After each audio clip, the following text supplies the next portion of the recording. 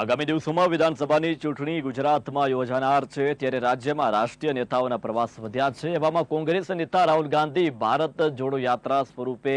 દેશભરમાં ભ્રમણ કરનાર છે, જે અંતર્ગત રાજકોટ ખાતે ઓલ ઇન્ડિયા કોંગ્રેસ કમિટીના પ્રવક્તા દેવાશીષ જરારિયાએ પત્રકાર પરિષદ યોજી હતી, જેમાં તેમણે રાહુલ ગાંધીની ભારત જોડો યાત્રા અંગેની માહિતી આપી હતી। આ સાથે જ દેવાશીષ દ્વારા વર્તમાન ભાજપ સરકાર પર આકરા પ્રહારો કરવામાં આવ્યો હતો, જ્યારે તેમણે ગુજરાત પ્રદેશ યુથ કોંગ્રેસના પ્રમુખ વિશ્વરાજસિંહ વાઘેલાના રાજીનામા અંગે બોલવાનું ટાળ્યું હતું।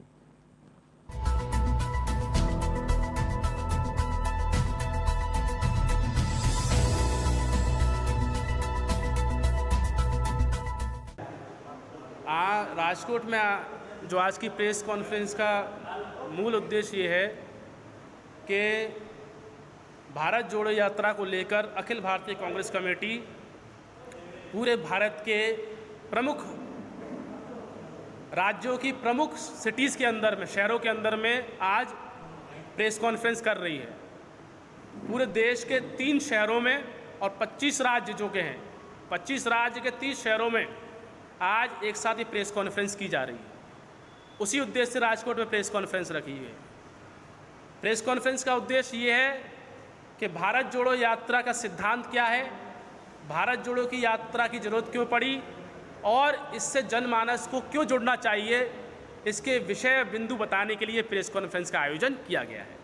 तो मुझे सुबह जानकारी मिली, कल का मामला है, पर मुझे जानकारी आज मिली है और मुझे ये उनके जो आरोप है उस पर नहीं कहना आपने। लेकिन पहला प्रश्न ये कहा कि काफ़ी नेता पार्टी छोड़ के जा रहे हैं, कांग्रेस को जोड़ने की ज़रूरत है। तो मैं बता देता हूँ कि कांग्रेस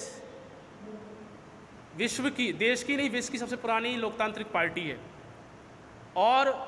इतिहास में कई ऐसे मौके आए, उतार चढ़ाव आए, जब बहुत से लोग, हम लोग सत्ता में रहे, सत्ता के दिन भी देखे, और जब हम लोग सत्ता में नहीं भी रहे, लोगों का आना जाना चलता रहता है। मुख्य रूप से हमारे लिए कांग्रेस की जो जिम्मेदारी है इस देश को एक रखने की, इस देश के लोकतंत्र को बचाए रखने की, जो कांग्रेस ने अथक संघर्षों के बाद में, आज़ादी की लड़ाई लड़ने के बाद में इस देश को आज़ाद करा के, इस देश को संविधान दे के और इस देश में लोकतंत्र स्थापित करके, सफल लोकतंत्र स्थापित करके जो हमने किया है, उसको बचाना हमारे सामने बड़ी चुनौती है।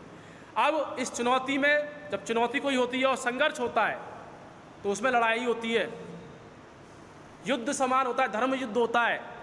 और धर्म युद्ध लड़ना हर किसी के बस की बात नहीं है।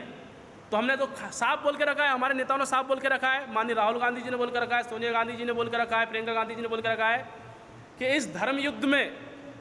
जनता की लड़ाई में, लोकतंत्र की लड़ाई में जो हमारे साथ हैं बहुत अच्छा है, वो लड़ रहे हैं साथ में, इतिहास उनको याद रखेगा, कांग्रेस पार्टी याद रखेगी। लेकिन जो इस लड़ाई में नहीं है, नहीं साथ दे रहे हैं, जो छोड़ के जाना चाह रहे हैं, वो पूरी तरीके से स्वतंत्र हैं। जिनको छोड़ के जाना है जाए, वो चले जाएंगे, तभी नई लोगों की जगह बनेगी और संघर्ष के और नए साथी उभर के आएंगे।